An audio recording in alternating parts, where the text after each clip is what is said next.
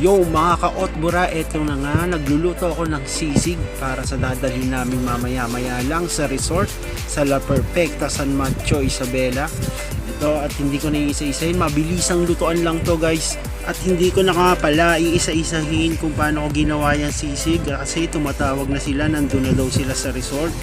Nagmamadali na silang pumunta kami doon at sabik na daw nilang matikman kung gaano kasarap yung sisig na gagawin. At eto na nga, luto na ang sisig na ginawa ko. Mukhang masarap, pusgahan nyo na lang mamaya. Let's go! Mga ka-Otbura, ready na pala ang lahat. Ito, palabas na ako ng bahay. Nag-aantay na sila Master G sa labas. Sila yung mga kasama namin doon sa resort ngayon. Ito, ayan. Ayan, dyan nga pala sila sasakay. Sakyan na yan. Tapos kami, ito, naglalakad na rin papunta dito sa sakyan ko. Kasama ko si Askia pala at saka yung asawa kong napakatupakin sa araw-araw na ginawa ng Diyos naman.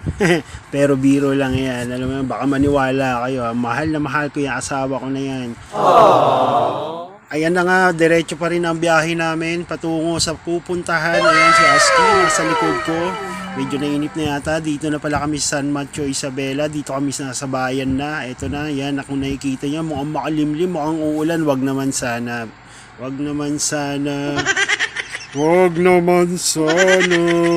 Shoutout pala sa mga kaibigan ko pala, mga nataga dito sa San Mateo, Isabela. Si Gary Ganapin. Yan, pero wala siya ngayon, nasa abroad yata, nasa Taiwan siya ngayon. Kaibigan natin yan. At eto, dumating na tayo sa ating pupuntahan. Nandito na tayo sa La Perfecta Convention Center. Yan, eto, parating na kami dito. Nandito na kami, palapit na dito sa gate. Yan, sinalubong na pala kami ni Mamang Guard. Yan, shoutout sa Mamang Guard. At diretso na kami dito. Excited na rin akong maligo. At sa wakas, dito na nga kami sa aming destinasyon. At inaantay ko ito, ayan. Maglalakad na kami papunta doon sa loob. At excited na talaga ako makita yung loob. Mukhang napakaganda ng place, guys. Ito na mga ka-Otbura.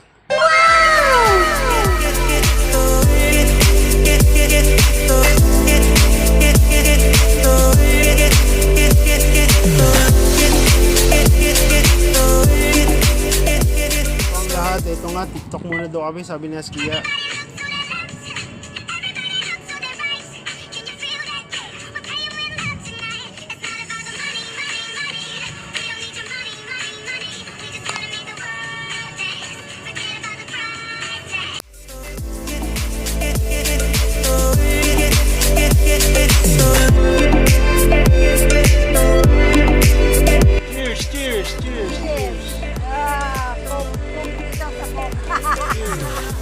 Mari naman kok sa akin lang. Ay, diyan na. Ito pala yung anak.